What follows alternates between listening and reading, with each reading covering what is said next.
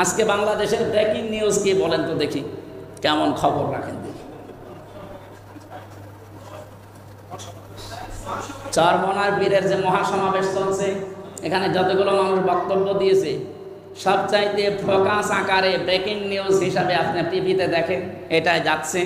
বাংলাদেশ জামাত ইসলামের কেন্দ্রীয় secretary general যিনি আছেন অধ্যাপক মিয়া গোলাম পরওয়ার 8 মিনিট বক্তব্য দিয়েছে, 8 মিনিট 12 সেকেন্ড, নড়িয়ে ফেলেছে আজকে।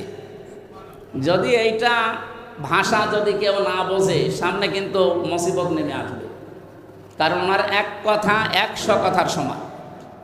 আপনি আজকের থেকে খুব বেশি 3 দিন আগের একটা জরিপ আছে, বাংলাদেশে এখন 7,75,00,000-এর উপরে মানুষ এই দেশে অ্যাক্টিভভাবে চাচ্ছে যে ইসলাম এই বাংলাদেশে কায়েম হোক। অথচ আগস্টের 5 তারিখের আগেও মাত্র 100 জনের 15 জন বলতো যে ইসলাম এই দেশে কায়েম হোক, মাত্র 15 জন। এখন তাও জরিপটা দিয়েছে খ্রিস্টানরা, মাইক্রোসফট খ্রিস্টানরা চালায় এটা। 257টা দেশ আছে তামাম দুনিয়ায়, সব দেশের ওপরে তাদের নজরদারি আছে। বাংলাদেশ নিয়ে তারা একটা রিপোর্ট দিয়েছে যে 11 মাসে মাত্র 3 দিন আগে এখন 100 জনের 77 জন মানুষ বলছে যে আমরা এদেশে ইসলাম চাই।